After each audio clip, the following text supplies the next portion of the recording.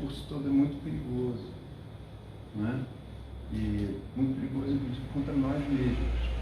Né? E quem se aproxima do livro pode ser muito perigoso. Acho bom alertar isso, seus seguidores, de que pode ser muito perigoso. Jamais, incentivo.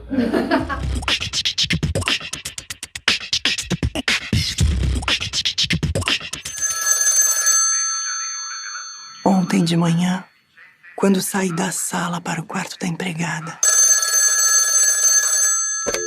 nada me fazia supor que eu estava a um passo da descoberta de um império.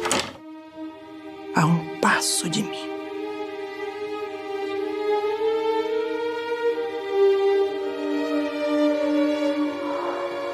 Antes de entrar no quarto, o que era eu? Eu quero começar primeiro falando da atualidade, né? Você vê, é uma obra de 1964. Qual que é a importância da gente poder trazer essa discussão hoje? Parece ter sido escrito ontem à noite enquanto nós dormíamos, né?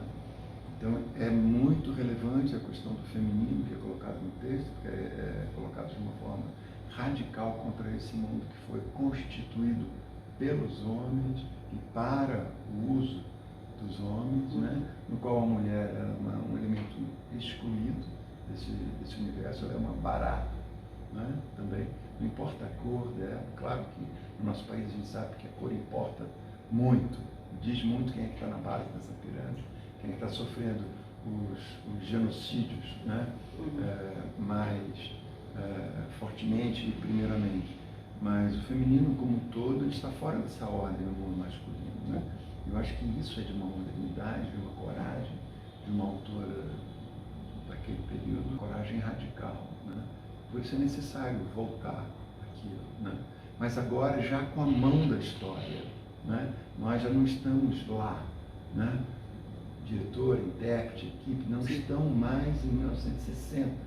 Eles estão aqui no século XXI, olhando para trás, estão olhando com a necessidade de avançarmos mais e na necessidade de reescrevermos a história. Daí a minha necessidade de trazer a camada sociológica do romance, tirar das entrelinhas e botar mais no primeiro plano.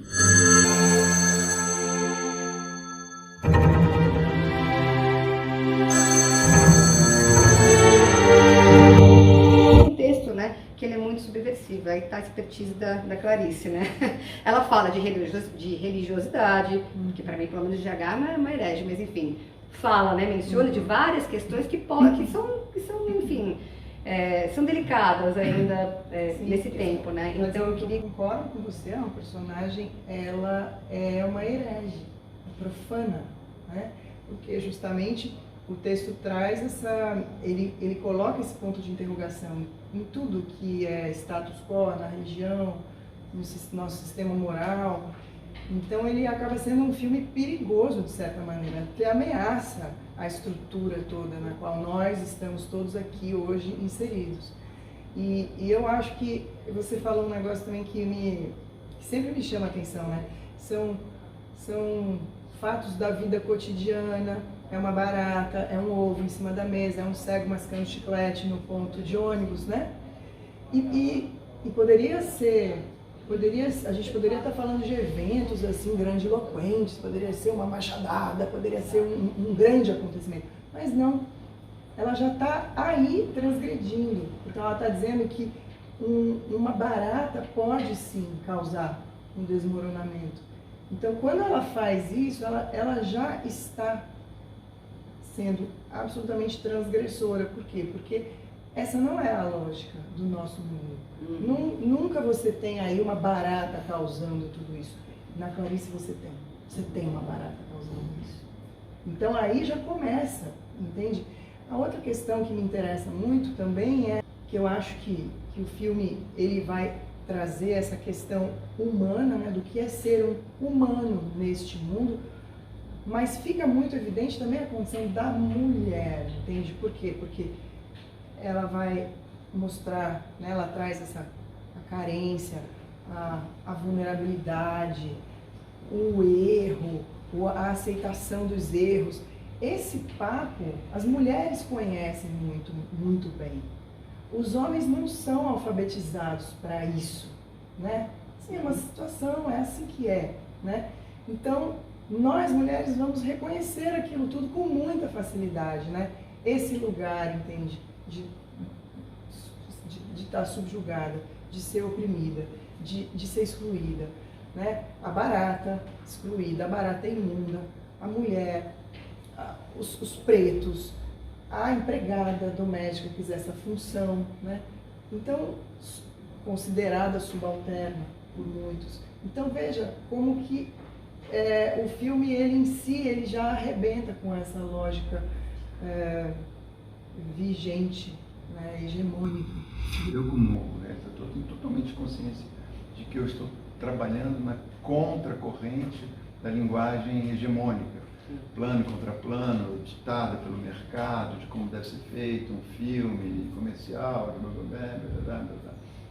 realmente não estou interessado nessa cartilha, ela não me interessa. E ela não interessava também a Clarice.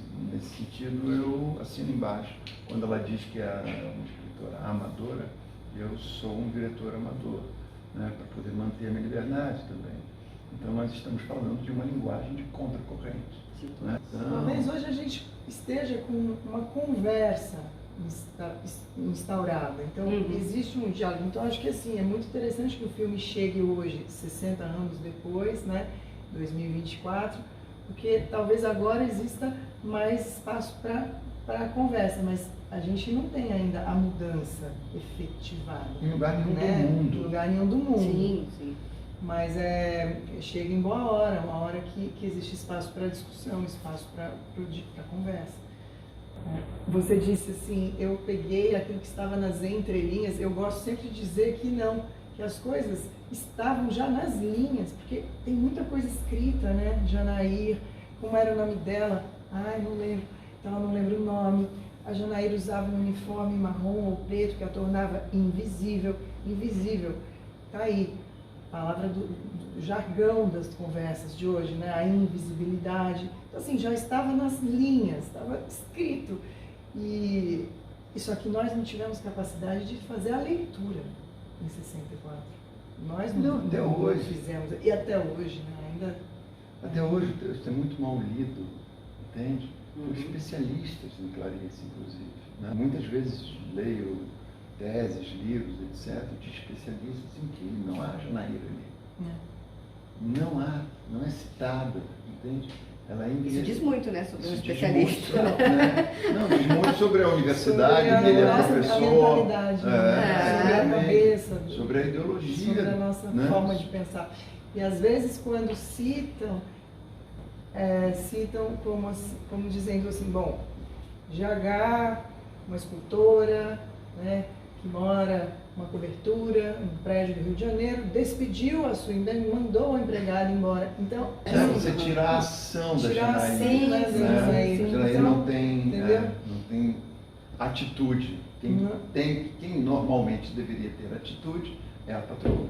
Sim, de ter mandado embora. Então essa mentalidade está muito arraigada, é uma mentalidade que existe. Então você vê que na produção do texto já você vai ver isso escrito. Eu queria que você falasse um pouquinho então, sobre esse processo de como que é estudar esse texto, se baseando nesse processo de... São tantas camadas que você tem que assumir e são tantas mulheres dentro de uma mulher, né? E ao mesmo tempo a gente está caminhando para que haja uma neutralidade.